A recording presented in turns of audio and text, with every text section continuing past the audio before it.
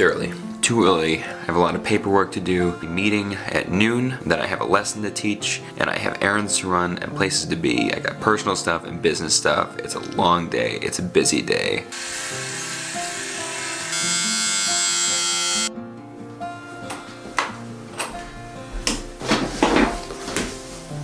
So far, it's been a productive day, but not nearly as productive as I would like it to be. I spent the better part of 2 hours just booking hotels and flights and rental cars for some of my upcoming travel. Booking travel is one of my least favorite parts of my job. For some reason, it just takes forever. No matter how many times I've done it, no matter how many times a year I do it with all my rewards, programs, and somewhere in my mind of what it means to be successful is having somebody to book that stuff for me. Some assistant. Piglet, book all my flights. Anyway, now I still need to pack up all my stuff for the day. I need to plan a magic lesson for a student tonight. I need to run through my safe deposit box to put some stuff back in there.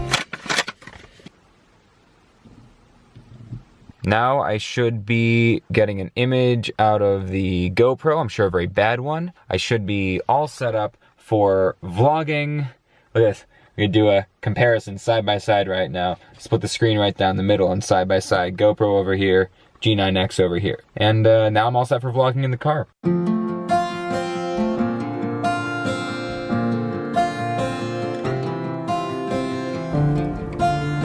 What do I keep in a fire safe box? Well, among other things, I keep a complete backup of my entire system in the studio. 2 external hard drives that stay in there.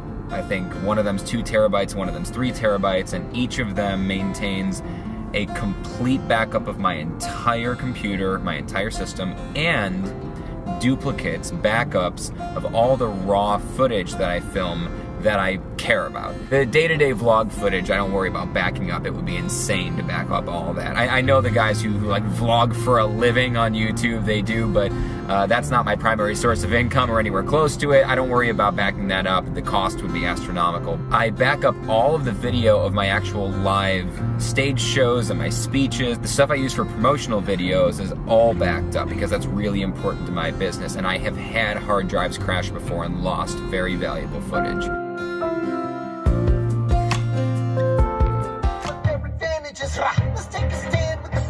Still listening to Hamilton after like 6 weeks. I can't stop listening to it, it's insane. So today we're meeting up with Nevin. He is a 18, I think he must be 19 now.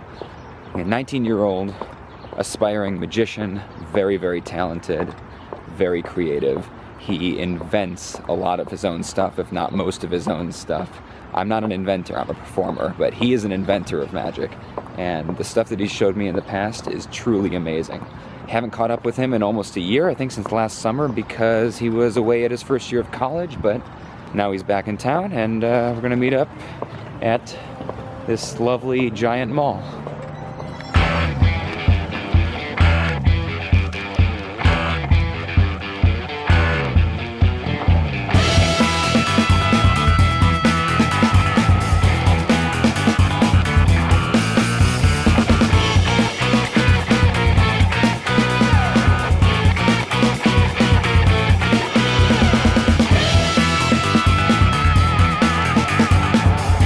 Supposed to meet him at the food court now. I have no idea where the food court is, but I know I want Starbucks, so.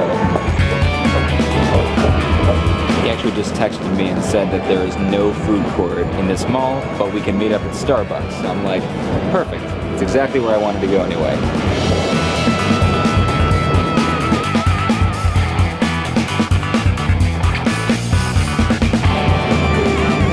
Hey man, how you been?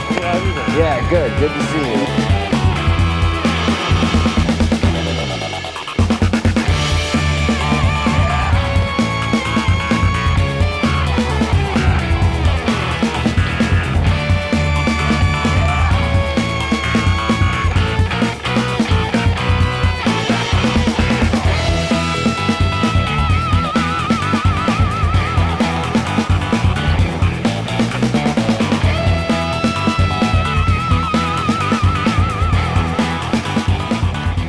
great seeing Nevin. Really, really good kid. I hate the word kid. So I was wrong earlier. Sophomore year just finished, heading into junior year of college. Got a lot of passion, got a lot of talent, and he really wants to learn about the business, which I'm a big fan of.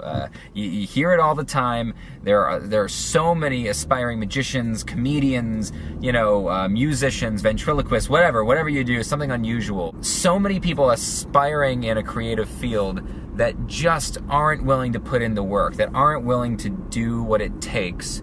So many people fail simply because they hit that first roadblock, they hit that first brick wall, and they just go, this is hard, and they just give up, and that's it, and that's the end of it. Looking forward to spending some more time with him this summer, kind of maybe showing him the ropes a little bit, helping him get started. And he's still in college, so he's got plenty of time. That was when I really figured out how to build my career, and I need to be in the left lane. I did not have rubber bands, and I needed rubber bands to teach a trick to one of my students. Tonight, I'm making a very, very quick run in to Ocean State Job Lot, which is a thing around here in Connecticut. I've never been in one in my life, but there's one on the way to my student, so real quick, running in there.